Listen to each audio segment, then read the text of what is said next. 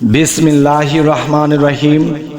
হে সমস্ত জগতবাসী, তবে এখন আমি যে আলোচনাটি করব, যে আল্লাহ কি নিকটবর্তী পেয়েও এত সাধনা এত কষ্ট করে আল্লাহকে নিকটবর্তী পাওয়ার পরে কি কি কারণে হারিয়ে ফেলা হয়েছে, এই কথাগুলো বলবো এবং ফিরে পাবার জন্য যে আলোচনাগুলো সেগুলো করব আজকের এই আলোচনায়। অবশ্যই মনোযোগ সহকারে শুনবেন ইনশাআল্লাহ। দেখুন, আপনি যতটুকু সাধন ভজনে অগ্রসর হয়েছেন, যতটুকু আল্লাহর কাছে পাওয়ার কথা ছিল, আল্লাহ কিন্তু মহব্বতে আপনাকে আরেকটু বেশি দেখিয়েছে, বেশি অগ্রসর হয়েছে, আপনার নিকটবর্তী আল্লাহ এসে গেছে। কিন্তু কি কি ভুলের কারণে আবার আল্লাহকে হারিয়ে ফেলা হলো, আগের জ্ঞান চরিত্র আগের মতো নেই, নিজের মধ্যে নিজে দুর্বল হয়ে পড়ে আছেন। ইনশাআল্লাহ সবল হয়ে যাবেন। তবে এখন আমি সেই ভুলগুলোর কথা বলছি। দেখুন, প্রথমত মানুষ যখন এই কর্মগুলো করে অগ্রসর হতে থাকে, তখন আল্লাহর রুহানি জগৎ থেকে অনেক কিছু তাকে দেখানো হয়, আর সেই বস্তুগুলো দেখে তার সমবয়সী হোক বা তার থেকে বেশি বয়সী হোক, তাদের সাথে কথাগুলো বলতে থাকে, আমি এই জিনিস দেখেছি, আমি আল্লাহকে এই পর্যন্ত নিকটবর্তী দেখেছি, আমার দ্বারা এই কাজগুলো ঘটেছে, আমি আল্লাহ থেকে এই পাওয়ারটা পেয়ে গেছি। যখন মানুষের মধ্যে আপনি এই কথাগুলো বলতে থাকবেন, তখন তাদের ভিতর থেকে যখন বলবে হিস, লেগে যাবে আপনার সেই আধ্যাত্মিক জগতের যেই জিনিসগুলো দেখেছেন তাদের প্রতি লেগে যাবে বিষ। তাই বলবো আমি অবশ্যই যে কোন কোন ভুলগুলো, প্রথমত আপনার মুর্শিদ ব্যতীত, আপনার কামেল মুর্শিদ ব্যতীত অন্য কারো কাছে না বলাটাই ভালো। তবে এমন কাউকে বলেছেন যাকে হুকুম মুর্শিদ দিয়ে দিয়েছে যে তুমি তার কাছ থেকে এই সাধনগুলো বুঝে নাও, তুমি তার কাছ থেকে এই কর্মগুলো বুঝে নাও, তুমি হয়তো টুকটাক তাকে বলতে পারো, কিন্তু অন্য কাউকে বলা যাবে না, নির্জ মুর্শিদ ব্যতীত। যখন অন্যকে বলবেন তখন তার ভিতরে হিংসা জাগ্রত হবে এবং আপনার লাইন গার্ড বন্ধ হতে থাকবে, আল্লাহ বেজার হয়ে যাবে। যে দেখেন, আপনি যে স্তরের মানুষই হন, যখন আপনি একটি মেয়ের সাথে, যদি কোনো মেয়ে হন একটি ছেলের সাথে যদি আপনার সম্পর্ক হয়ে যায়, এখন আপনি আপনার বন্ধু বান্ধবকে বলতেছেন যে আমার বান্ধবী বা আমার প্রেমিকার সাথে আমি এমুক জায়গায় দেখা করেছি, তার সাথে এটা করেছি সেটা করেছি, সে আমাকে এটা উপহার দিয়েছে, আমি তাকে ভালোবেসেছি, সে আমাকে ভালোবেসেছে, বিভিন্ন তার কথাগুলো বলতে থাকেন।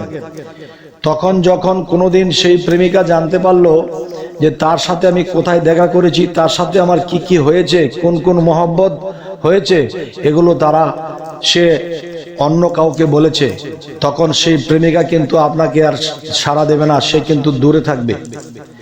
তাই বলবো হে সমস্ত জগতবাসী, যে এই কথাগুলো কখনোই কখনোই আপনি নিজের যত আপন লোক হোক, বংশের লোক হোক, বন্ধু বান্ধব হোক, পীর ভাই বোন হোক, কাউকে আপনি এটা বলতে পারবেন না। যদি বলেন তো আপনার কাছ থেকে আল্লাহ দূরে সরে যাবে। এ হলো এক বিষয়।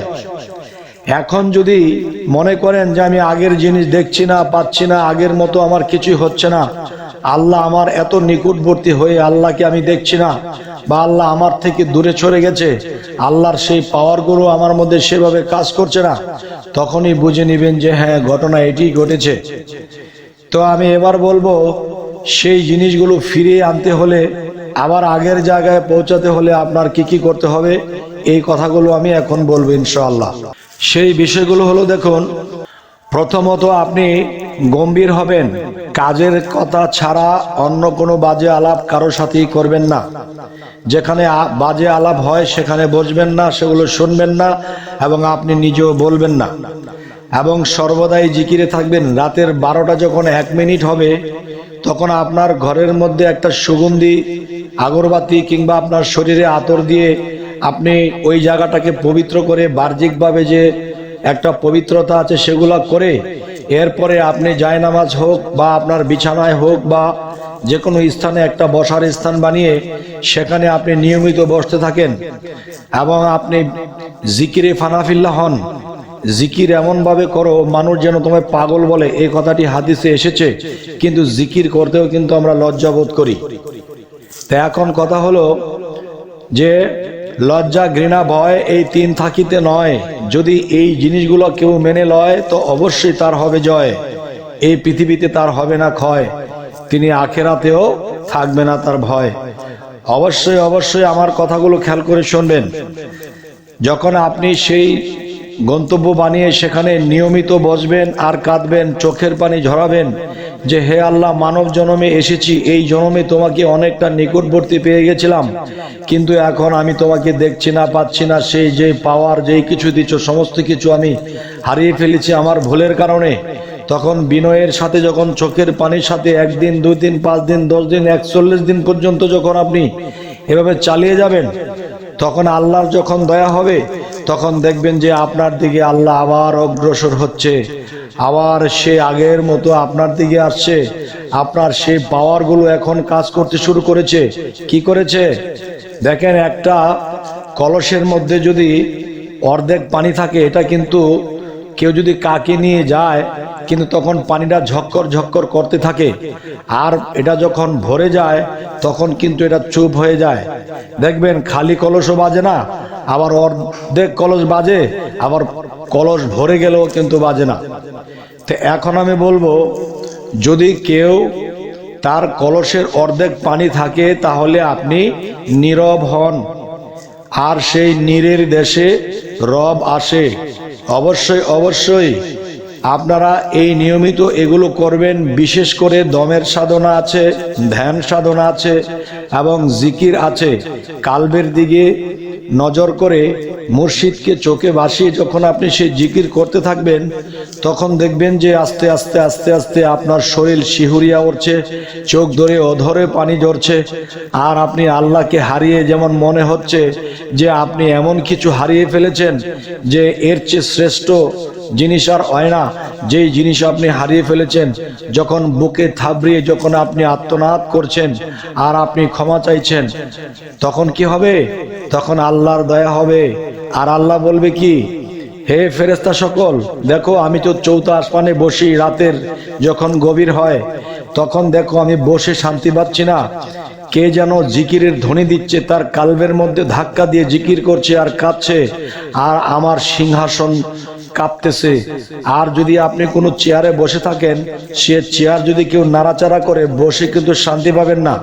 ঠিক আল্লাহ যখন আল্লাহর সিংহাসনে বসে, তখন সেই নূরের সিংহাসন যখন কাঁপাকাঁপি করে, তখন কিন্তু আল্লাহ বসে শান্তি পান না। তখন ফেরেশতাদেরকে যখন পাঠিয়ে দেয়, দেখো কোন দেশে কোন বাড়িতে এই আমার জন্য এরকম আত্মনাদ করছে, তখন গিয়ে দেখে এমুক বান্দা বা এমুক বান্দি এরকম অবস্থা, কান্নার ঝড় উঠেছে, তার ভিতরে ফানাফিল্লার সৃষ্টি হয়েছে। কি চায় সে আপনাকে সে এত নিকটবর্তী পেয়েছিল, সে আপনার কাছ থেকে কত ধন লাভ করেছিল, সে মানুষকে বলে বলে সে এই ভুল কাজগুলো করেছিল, এই জন্য সে এইসব হারিয়ে সে কাঁদছে, সে এরকম ভুল আর করবে না, আপনার কাছে ক্ষমা চাচ্ছে।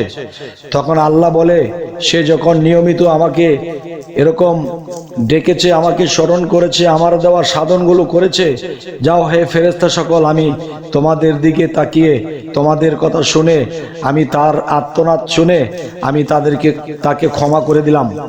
হে সমস্ত জগৎবাসী, তখন আবার দেখা যায় সেই ব্যক্তি আবার আগের মতো আল্লাহকে নিকটবর্তী পাচ্ছে, আবার দেখছে যে আগের যে পাওয়ারগুলো তার মধ্যে কাজ করতে শুরু করেছে। তবে হে সমস্ত জগৎবাসী, আজকের এই আলোচনা আপনাদের সামনে কেন করলাম, যে মানুষ কিন্তু অল্পের জন্যে, অল্প ভুলের কারণে বড় বড় মাসুল দেয়। তাই আমি বলবো, যদি কারো জীবনে এমন কিছু হয়ে থাকে তাহলে এই কাজগুলো করুন, ইনশাল্লাহ ইনশাল্লাহ জয় হয়ে যাবে আপনার। আর এই কথাগুলো শুনে যদি কেউ জয় হতে পারে এবং জয় হওয়ার পরে তার আগের জিনিসগুলো আবার ফিরে পায়, তখন তিনি হয়তো আমার নাম একটু স্মরণ হবে তার, যে শামীম আলী চিশতির এই কথাগুলো শুনে আজকে আমি আমার আগের জায়গায় ফিরতে পেরেছি, আমার আল্লাহকে আমি নিকটবর্তী পেয়েছি, আমার আগের পাওয়ারগুলো আমি আবার ফিরে পেয়েছি। যখন এই কথাগুলো সেই ব্যক্তি ভাববে এবং বলবে, তখন শামীম আলী চিশতির জীবন ধন্য হয়ে যাবে যে ইউটিউবে এই কথাগুলো বলে আমি মানুষের উপকার করতে পেরেছি। মানুষে আমাকে স্মরণ করে তারা বলেছে এই ব্যক্তির এই কথাগুলো আমার কাজে লেগেছে, আমি আমার আগের গন্তব্যে ফিরেছি। তখন আমার শূন্য জীবনটা ধন্য হয়ে যাবে যারা ইউটিউবে ফেসবুকে এই কথাগুলো শুনেছে। তবে হে সমস্ত জগতবাসী, সামনে আপনাদের কার কি অবস্থান এবং কার কি এরকম হয়েছে অবশ্যই কমেন্ট করবেন। সামনে কি ধরন আলোচনা চাইছেন অবশ্যই জানাবেন। সকলে ভালো থাকবেন। আল্লাহ হাফিজ।